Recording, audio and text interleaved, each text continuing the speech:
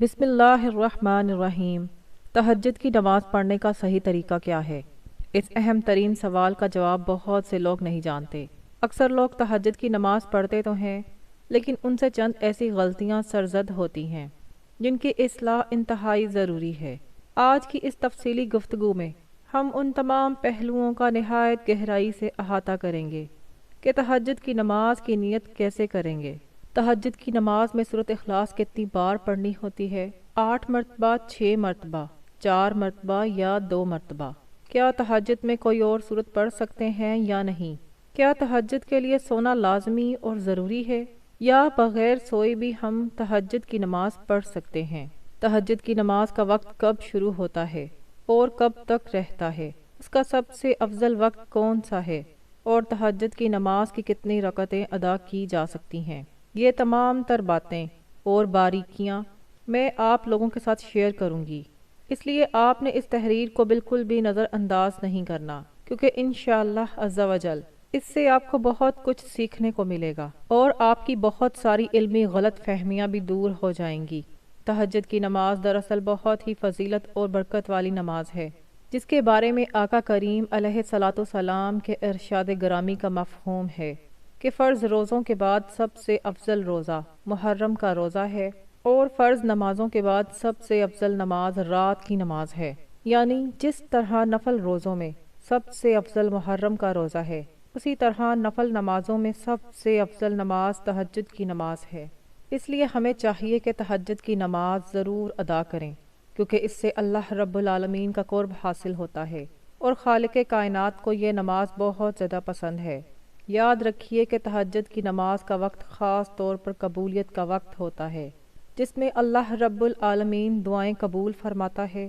آقا کریم علیہ الصلاۃ والسلام نے ارشاد فرمایا کہ رات کے آخری حصے میں اللہ رب العالمین آسمانی دنیا پر اپنی رحمتیں نازل فرماتا ہے اور اللہ کی طرف سے یہ اعلان عام کیا جاتا ہے کہ ہے کوئی مجھ سے مانگنے والا کہ اپنے گناہوں کی بخشش مانگے اور میں اسے بخش دوں؟ ہے کوئی مجھ سے رزق کا طالب کہ میں اسے رزق عطا کروں؟ ہے کوئی بیماریوں سے شفا مانگنے والا کہ میں اس کی بیماری دور کر کے اسے تندرستی دے دوں؟ چونکہ یہ وقت قبولیت کا ہوتا ہے، اس لیے ہمیں چاہیے کہ ہم تہجد کی نماز کی پابندی کریں اور کوشش کریں کہ یہ سعادت حاصل کر سکیں۔ تہجد کی نماز کی روحانی اہمیت اس قدر زیادہ ہے کہ اللہ تعالیٰ نے قرآن پاک میں بھی اس کا ذکر فرمایا۔ ارشاد باری تعالیٰ ہے کہ رات کے ایک حصے میں اس قرآن کے ساتھ تہجد پڑھیں، یہ آپ کے لیے زائد عبادت ہے۔ قریب ہے کہ آپ کا رب آپ کو مقام محمود پر فائز کر دے۔ اس آیت سے واضح ہوتا ہے کہ تہجد کی نماز بندے کو اس کے رب کے بہت قریب کر دیتی ہے۔ یہ وہ وقت ہوتا ہے جب دنیا سو رہی ہوتی ہے، ہر طرف خاموشی ہوتی ہے اور بندہ تنہائی میں اپنے مالک کے سامنے جھکتا ہے۔ اس نماز کی جڑیں تقوی اور خلوص میں پیوست ہیں۔ یہ صوفیہ اور صالحین کا طریقہ رہا ہے۔ اللہ تعالیٰ کے پیارے بندے راتوں کو اپنی آرام دہ بستروں کو چھوڑ دیتے ہیں تاکہ اپنے خالق کی بندگی کر سکیں۔ تہجد کی نماز سے دل کو سکون ملتا ہے، چہرے پر نور پیدا ہوتا ہے اور انسان کے معاملات زندگی میں برکت آتی ہے۔ جو شخص تہجد کا عادی ہو جاتا ہے، اسے کائنات کی ہر شے سے بے نیازی حاصل ہو جاتی ہے، کیونکہ اس کا تعلق کائنات کے مالک سے براہ راست جڑ جاتا ہے۔ اب آئیے بات کرتے ہیں کہ تہجد کی نماز کی نیت کیسے کریں گے۔ در حقیقت نیت دل کے پختہ ارادے کا نام ہے۔ زبان سے الفاظ ادا کر کے نیت کرنا نہ تو نماز کے فرائض میں سے ہے اور نہ ہی واجبات میں سے۔ البتہ اگر کوئی زبان سے الفاظ کہہ لے تو بہتر ہے، لیکن اگر نہ کہے تو کوئی گناہ نہیں ہے۔ اور ایسا ہرگز نہیں ہے کہ جب تک آپ زبان سے الفاظ ادا نہ کریں تب تک آپ کی نماز یا نیت نہیں ہوگی، بلکہ اصل نیت وہی ہے جو آپ نے دل میں پختہ ارادہ کر لیا کہ میں تہجد کی نماز پڑھ رہا ہوں، اور بس اتنا ہی کافی ہے۔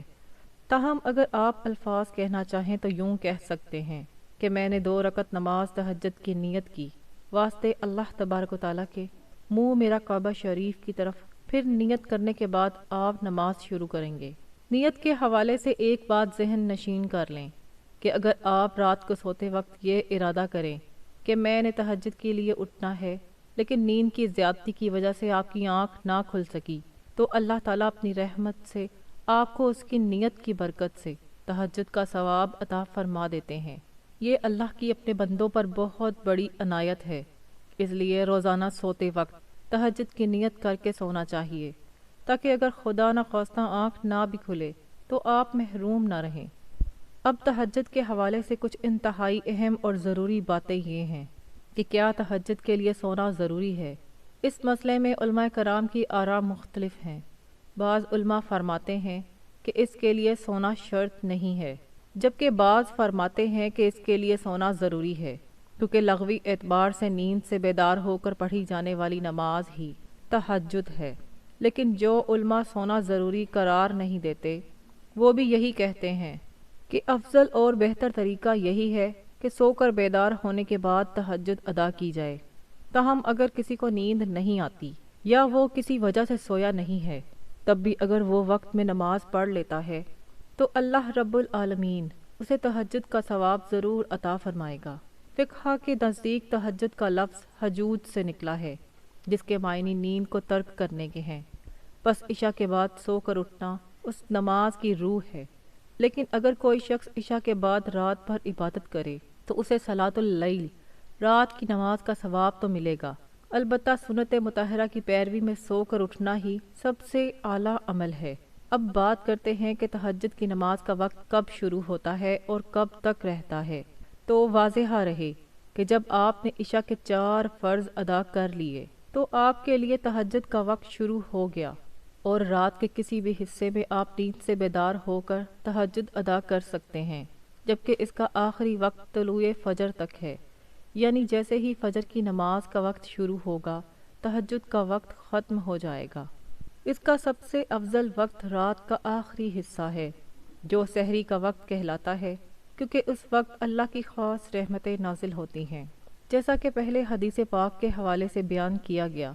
رات کے 3 حصے کیے جائیں تو آخری حصہ سب سے زیادہ بابرکت ہے۔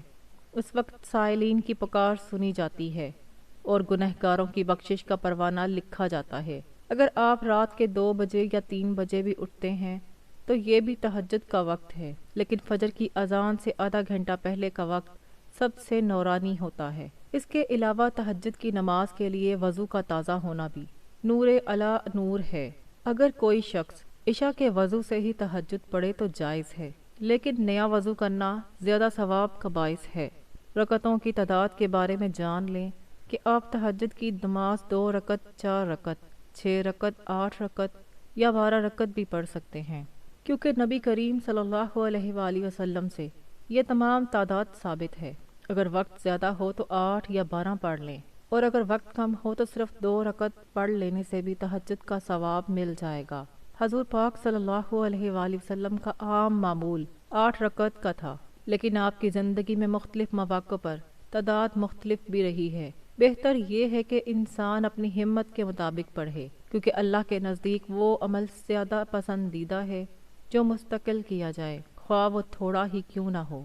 اگر آپ روزانہ 2 رکعت بھی پڑھتے ہیں تو اس پر ثابت قدم رہیں، یہ بڑی بات ہے۔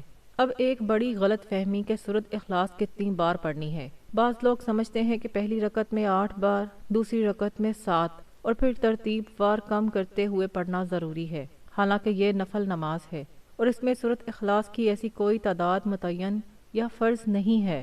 آپ ہر رکعت میں محض 1 بار سورۃ اخلاص پڑھیں تب بھی نماز ہو جائے گی، اور اگر آپ سورۃ اخلاص کے بجائے قرآن مجید کی کوئی بھی دوسری سورت پڑھنا چاہیں تو بھی نماز بالکل درست ہوگی۔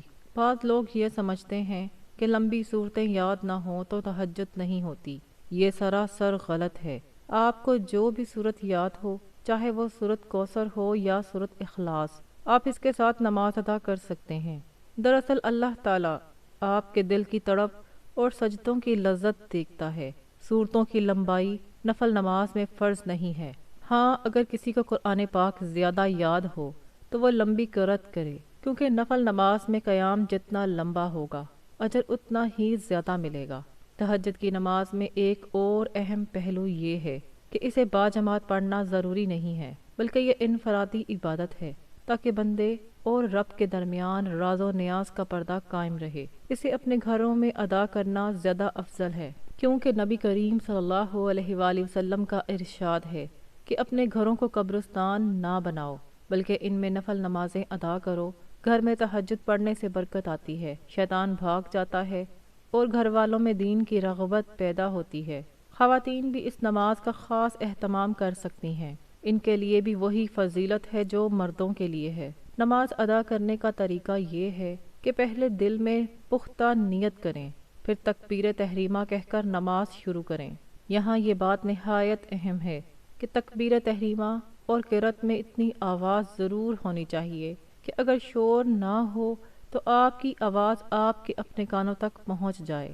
بہت سے لوگ صرف دل ہی دل میں پڑھتے ہیں اور ان کے ہونٹ حرکت نہیں کرتے، تو یاد رکھیے کہ اس طرح نماز نہیں ہوتی، کیونکہ الفاظ کی ادائیگی ضروری ہے۔ نماز کے دیگر ارکان جیسے رکوع، سجود اور قعدہ بالکل اسی طرح ہوں گے جیسے آپ عام نمازیں پڑھتے ہیں۔ سجدے میں لمبی دعائیں کرنا اور گڑ گڑا کر اللہ سے مانگنا تہجد کی خاص روح ہے۔ رسول اللہ صلی اللہ علیہ وآلہ وسلم نے فرمایا کہ بندہ اپنے رب کے سب سے زیادہ قریب سجدے کی حالت میں ہوتا ہے، پس تہجد کے سجدوں میں اپنے گناہوں کی معافی مانگیں، اپنے رزق کی تنگی دور کرنے کی دعا کریں اور امت مسلمہ کی خیر و عافیت کی دعا کریں۔ تہجد کی نماز کے بعد مسنون دعائیں مانگنا بھی سنت سے ثابت ہے۔ آپ اپنی مادری زبان میں بھی اللہ سے باتیں کر سکتے ہیں۔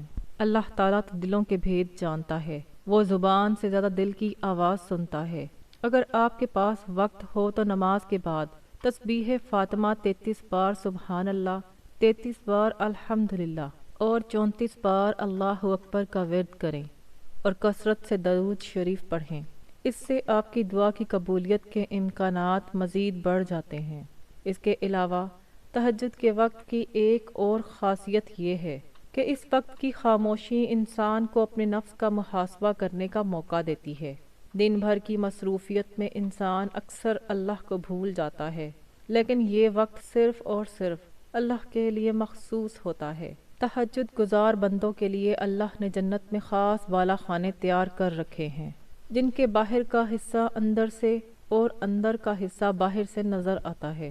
جب صحابہ نے پوچھا کہ یہ کن کے لیے ہیں تو آپ صلی اللہ علیہ وآلہ وسلم نے فرمایا، یہ ان کے لیے ہیں جو نرم گفتگو کرتے ہیں، کھانا کھلاتے ہیں، اور راتوں کو جب لوگ سو رہے ہوں تو وہ اللہ کے سامنے نماز پڑھتے ہیں۔ سبحان اللہ، کتنا عظیم مرتبہ ہے ان لوگوں کا جو رات کی نیند قربان کر کے مالک حقیقی کی آواز پر لبیک کہتے ہیں۔ علماء کرام فرماتے ہیں کہ تہجد کی نماز سے انسان کی دعا میں وہ طاقت پیدا ہوتی ہے جو تقدیر بدلنے کی صلاحیت رکھتی ہے۔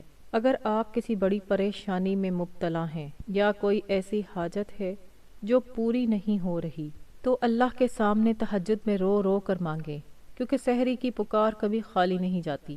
خلاصہ یہ ہے کہ تہجد کی نماز اللہ سے تعلق مضبوط کرنے کا سب سے بڑا ذریعہ ہے۔ اس میں نہ تو صورتوں کی کوئی خاص تعداد شرط ہے اور نہ ہی نیت کے لیے لمبے چوڑے الفاظ ضروری ہیں، بس سچی تڑپ اور اخلاص درکار ہے۔ اگر آپ زندگی میں کسی مشکل کا شکار ہیں، کوئی دعا قبول نہیں ہو رہی یا کوئی پریشانی پیچھا نہیں چھوڑ رہی، تو تہجد کے وقت اٹھنا شروع کر دیں، آپ کی زندگی بدل جائے گی۔